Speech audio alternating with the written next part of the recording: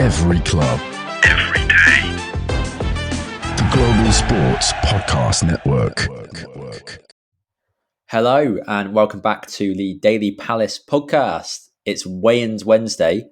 Joining me today from Glasgow, it's Wale, the Guardian, Bakare. How's it going, mate? I'm all right, Paul. Great to see you. You all right? Yeah, I'm very well. Very well, thank you, mate. Today, like a pair of over-involved Project Mbappe dads at the touchline in their kids' Sunday League matches, we are going to spend an inordinate amount of time over earnestly discussing youth football. Divorce lawyers form an orderly queue. Kicking things off, Palace and a handful of other clubs have been linked with signing Birmingham City prospect Zaid Betteca. Despite having played for the first team already, the 17-year-old is yet to sign a pro contract, opening the door for a team like Palace to swoop in. Good signing, do you reckon, Wale, from what you can tell? Well, yeah, it looks promising, but that's all we can say. There's no telling as to what the future holds. But then, just like every venture in life, you go into a lot of things hoping they turn out well. So, but from what we've seen, looks promising. Is skillful, is able to beat more than a man sometimes. Is strong. Looks like he has the physique, to go on and become a great footballer. But it's always difficult to. I could mention so many names, players who, not just now, but even many years ago. I remember one of my favorite players was Barcelona's Javier Saviola, and he was really good at that time. And I thought it just never lived up to the billing. Bojan Kekic from Barcelona is another. I remember him particularly. Barcelona. I remember him particularly because, there was the Under-17 World Cup, I think in 2007. 2007, it was won by Nigeria then, and the three best players in the tournament was a certain Boyan Kekic was third. Chrysanthus Macaulay is Nigerian, was the highest goal scorer in the tournament, and Tony Cruz was the best player in that tournament. Of course, we know what he went on to become, but see the other guys, never lived up to the billing. Kekic more than the Nigerian man, Chrysanthus Macaulay, and you could go on for so many other tournament players. I remember mentioning Liverpool's Ryan Brewster the other day on one of the episodes. A couple of weeks after I then got a winner for Sheffield, in the game. But so many players, a lot of show promise, but sometimes they don't live up to the billing. But with Zodiac, it does, as I said, he looks a good prospect, as all it takes to be a good footballer in the right setup, given the right amount of time and the guidance. I'm quite hopeful it will, turn out to be a talent. Yeah. I mean, I have to say, when I asked that question, I was not expecting to be speaking about having Saviola straight afterwards. But it's a nice blast from the past, that. I think you're right. The main thing is, it seems promising. It's clearly rated by Birmingham. It's actually very difficult to tell at this stage. There's not only so many variables that can change, and different paths their careers can go down, critical junctures that have to go in the right way for them, but there's just a bit of a lack of information. But what we do know is that he's available because he hasn't signed a professional contract yet. There's not a whole lot Birmingham could do to stop him going if he wanted to go. So Palace don't stand to lose much. Wouldn't have to pay any huge compensation fees.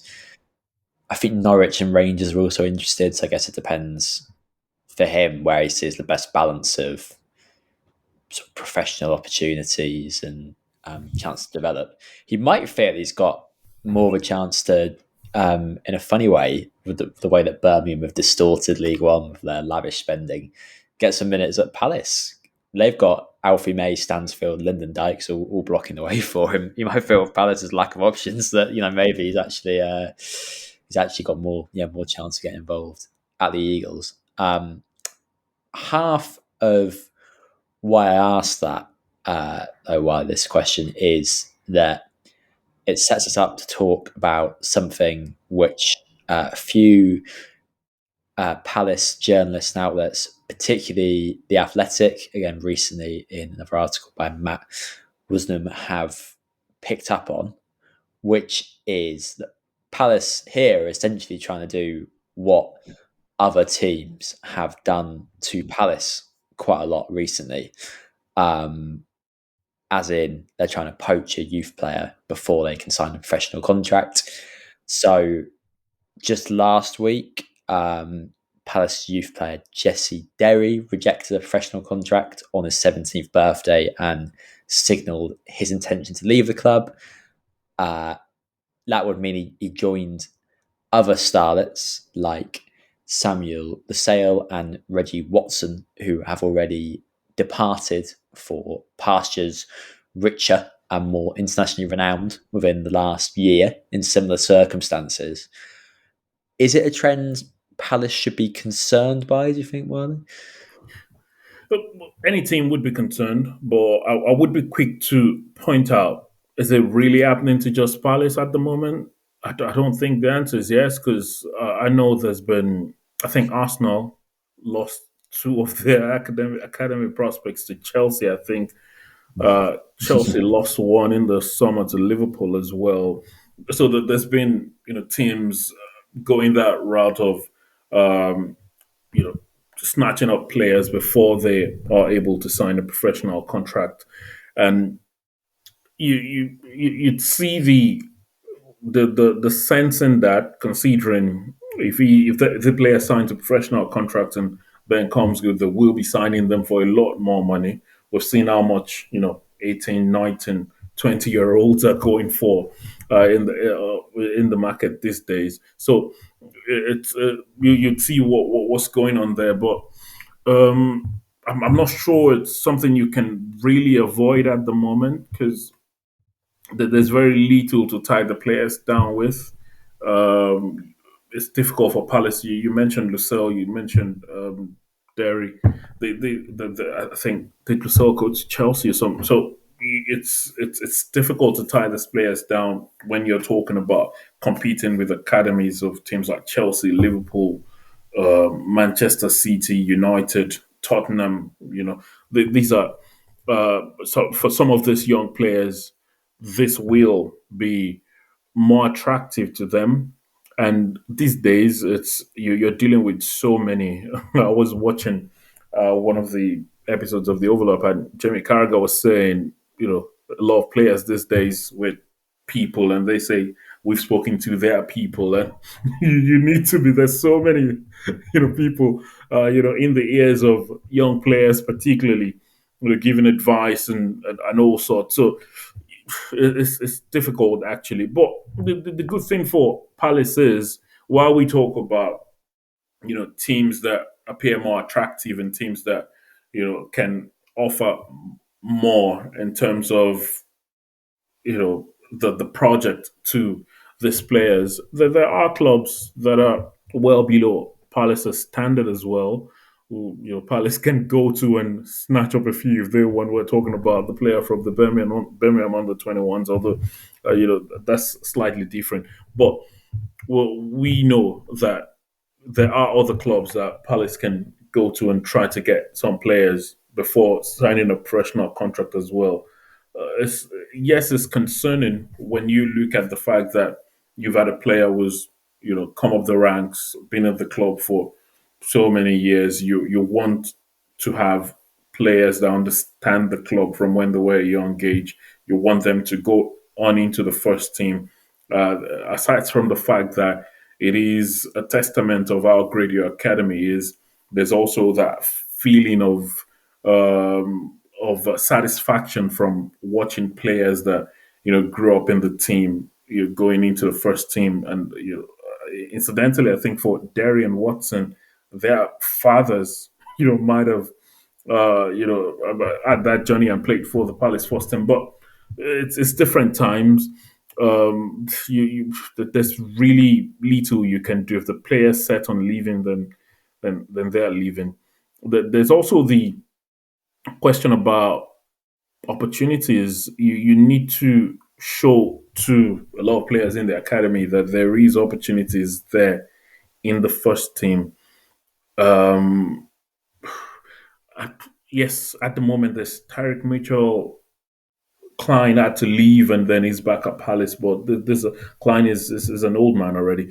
But maybe Tyrick Mitchell still, yeah, a lot of players can look at Tyrick Mitchell and say that there's an opportunity. But at the moment, in many of the Premier League clubs, I'm not sure there's a lot of opportunity as regards. Well, maybe some Liverpool guys in the academy can look at Trent Alexander-Arnold, Bradley, the right back, and some of the players that have had the chance in the FA Cup and the League Cup. But if you look at Palace, can a lot of the guys in the academy look at it and say that there's an opportunity there? When you look at the squad at the moment, how many from the academy? There's been a lot of purchases coming into the club, so that is something that can give Palace an advantage if there is that clear pathway, and some of these players can see it, and some of these people around them can see that there is that clear pathway. Maybe they can, sign a professional contract, see how things go into making it into the first team, and then make a move if they want eventually. But it's difficult. That there's really not much you can say to these young players. Yeah. If they want to leave, they want to leave, and there's just so many, when the shiny things are dangled in front of them from these other sides that are richer and bigger in the scheme of things. It's difficult to keep on to these players. Yeah, I think it's a bit of a concern. A couple of reasons. I think it's a bit of a concern for Palace in the way that it's just. I'll pick up on this more sort of after break. Losing players in a way which could be avoidable, who could go on to be really top players. Now, you never know with youth players, as we've spoken about before. It's a bit random. It depends on opportunity and having the chance to strike when the iron's hot, whether they make it. But Reggie Watson, for instance, is someone you think could go on to be a really top player. He's 15 and he's already been playing in the under-21s at Chelsea. And given Chelsea's approach to player recruitment, I can't imagine the under-21s is an easy team to break into. There must be quite a lot of options there, and high-quality ones, particularly given the quality of the Cobham Academy over the years. So that's always got to be a bit of a concern. I'm also personally concerned because I love fullbacks who can defend really well and can't cross a ball. I worry they're going extinct, and Aaron Wan-Bissaka and Tyrick Mitchell are perhaps the two great exponents of that role in modern football. So for the old-fashioned Lee Dixon style fullback, I worry if Palace's academy stops bringing top players through, whether they'll go extinct completely in the league. I'm a proponent of defensive fullbacks, and I'm also a proponent of easy-to-use podcasting software. So on that note, we'll have a word from our sponsor and pick back up about Palace's academy when we're back. Here at Global Sports Podcast Network, we spent a lot of time selecting our delivery platform. Zencaster came out the clear winner. 4K video recording from your phone and AI editing that automatically removes all those ums and ahs. It's super easy to start a podcast that sounds great and is delivered efficiently. If you're ready to tell your story, check out the link in the show description to learn more about Zencaster. So, you sort of preempted this question a little bit, Wale, there. But you talk about paths into the first team, and there are players who've been really successful at Palace they can look to. Mitchell in the current squad, and Zaha before, who's been Palace's most important player probably the last 20 years, maybe 50 years. So it's clearly like it's not the case that there's nothing there for them or nothing there for them to cling on to for hope. But do you think Palace could be doing more to show their most talented youth players that there is a pathway into the squad? Could they be using some of their prospects a little more than they are at the moment, particularly with the squad being so thin? What do you think? Haven't they made a rod for their own back in that way with sticking to the tried, tested, experienced players? Well, there's been debuts for Igbinone and Caleb Paul this season. Question is, look, if you it's a it's a performance business. If you give a player an opportunity and they perform well, then you will keep playing them. I don't expect a Palace will be playing someone for the sake of giving an example to the other guys in the academy to say there's a pathway, because results are important. If the teams get relegated, for example, a lot of these players will be queuing to leave anyway. So Palace wants to keep that label of being a Premier League side, and they would want to have quality players on the pitch. So opportunities will come to players that are deserving of them. It will not be given just for the sake of it. It will not be given just to show that there's a pathway to the senior side. So it's look, as I said earlier, there's not much you can do, honestly. The factors surrounding this makes it tough for a lot of sides. The competition is fierce amongst now academies, in the Premier League. Put a lot of teams are looking to poach someone off the other if they see they can do good business there. And for teams like Palace, when Chelsea comes, when United comes, when City come, when Liverpool come, it's difficult to say to these players, look, you would have a better or brighter chance here. Meanwhile, remember that a lot of younger players are also backing themselves to go on and be the best that they can be. So they would look at Chelsea and say, well, I can, crack it there as well. I can get in there. And if they've got some of their mates already making these moves, they will be having conversations about it themselves. These are dreams that they will be having themselves. There's also the financial part of it. So it's not very, very easy. It's something that we've seen in the last more prominently in the last couple of seasons, and it doesn't look like it will be stopping. There will be teams coming for players before they sign professional contracts. There will be bigger teams taking players off, clubs that are not their stature. Palace have maybe once or twice done it to teams below them as well. We'll be looking to do it to teams below them. Uh, it's not something that can really be mitigated at the moment. It's a business that will that we every team just needs to find a way to work around it. Of course, if there is players coming from the academy into the first team and they are performing well, I'm sure Glasner, for example, will give more opportunities. Particularly although when I look at Palace's cup games this season, it's been largely played by the same first team regulars. Maybe opportunities can be given to some more players in those cup games. But at the same time, if you want to have a cup run, which looks like something Glasner wanted to do, unfortunately, after great results in previous rounds in the League Cup, Palace then lost to Arsenal.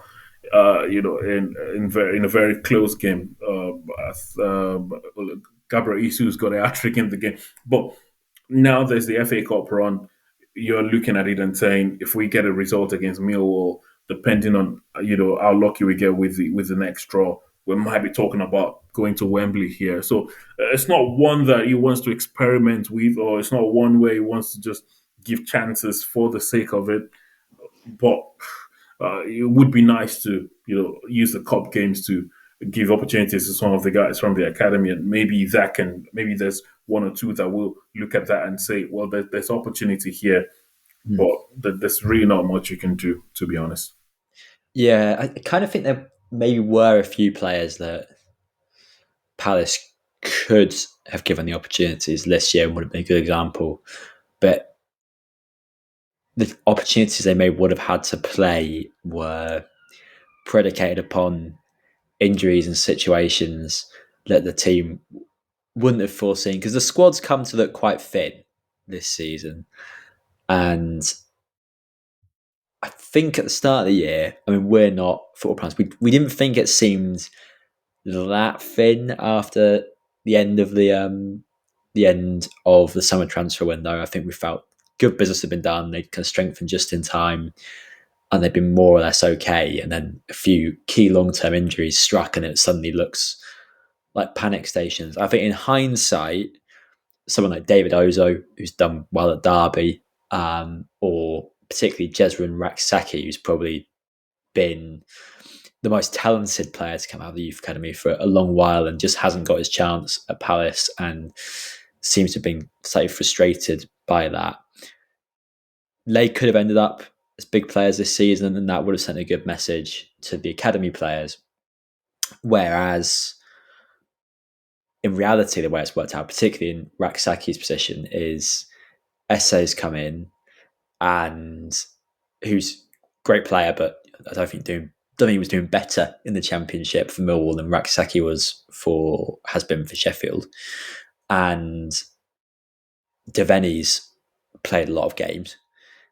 And both of them, on the one hand, academy players could look at and be like, oh, well, yes, they do give young players a chance. On the other hand, they might think they don't trust their own academy because both of these players have come in from elsewhere, and they're the youth players getting a chance. Other than that, but again, I don't particularly blame Glasner for that. I think that's sort of slightly circumstantial. Do you think, again, we don't see him in training every day, we don't quite get his quality. From what we've seen of Caleb Kapora, I think he looks good enough that I would like to have seen him get a bit more football, just 20, 30 minutes here and there to give Munoz a rest. I don't think he looks like a world beater, but he seems competent. He doesn't seem overwhelmed by the pace of top level football. So I wonder if he could get a bit more football. But on the whole, yeah, I don't think it's anything too much that Palace are doing wrong. I think it's just, as you say, it's very hard to keep the filthy mitts of Chelsea, Manchester United, etc. off your players when they come calling with big money and recognisable badges. And the real smart ones will stay at Palace and become the next Wilf Zaha, Tyrone Mitchell, or John Bostock, if they're lucky. On that, we'll have a quick pause for a word from the network and then finish up by talking about an entirely different kind of football from across a big ocean. This podcast is part of the Global Sports Podcast Network, the only network bringing you exclusive daily news and views on your Premier League team, the Premier League, women's football and fantasy football. A unique listening experience that puts fans first, bringing you the very latest breaking news from your team. Subscribe wherever you get your podcasts and make us your first listen every day. Global Sports Podcast Network, every club, every day. Well, it's time to turn our attention to some other Eagles. Across the pond, Philadelphia's own Birds of Prey won the Super Bowl at the weekend. I'm a firm believer that association football beats all other sports, hands down, across most aspects. Hence why I insist on calling it association football as the furthest concession I'll go. It will not be called soccer. But the Super Bowl got me thinking, if I had to take one thing from the American variant of the sport, what would it be? What would it be for you, Wale? What would you take from American football if you had to take one thing? First of all, I have to say that, yeah, I've enjoyed watching the Super Bowl over the years, more because of the halftime shows. Maybe not this year's, to be honest, but Not a fan of Kendrick's show. no, I like Kendrick, but usually it's been with more people. Come on, look at the performance the other year with Dr. Dre, 50 Cent, Eminem. Yeah, Uh, yeah. that's more like something I enjoy, you know. But yeah, anyway, so I might not know a lot of the rules, but I know that with American football, that the coaches are able to challenge some refereeing decisions in the game. I think they get two, and then if they're successful on both occasions, they can get a further third. Now, that then I know that brings the question about, oh, is there more delays in the games?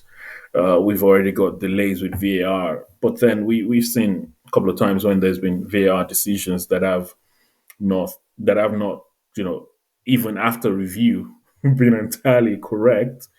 I just wonder whether a managerial challenge when Luis Diaz definitely got a goal against Tottenham would have helped.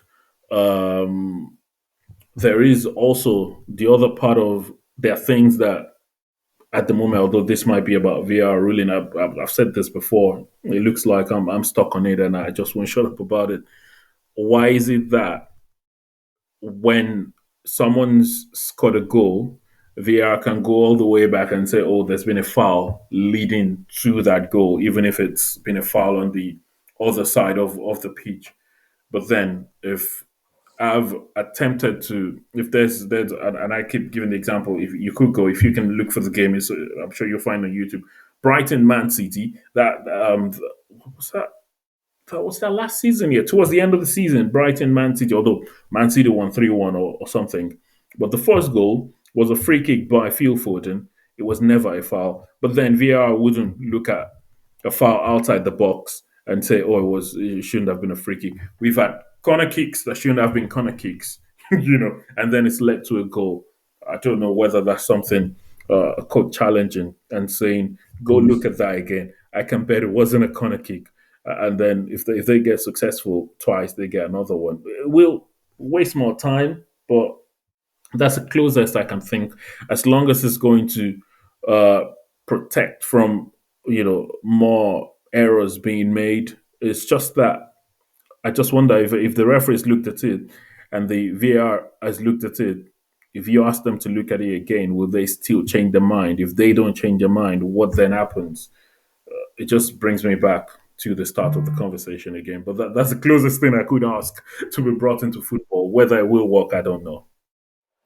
Well, I think that's actually a good, a sensible suggestion, Wale, which is standing in stark contrast to my suggestion, which is candy floss burrito,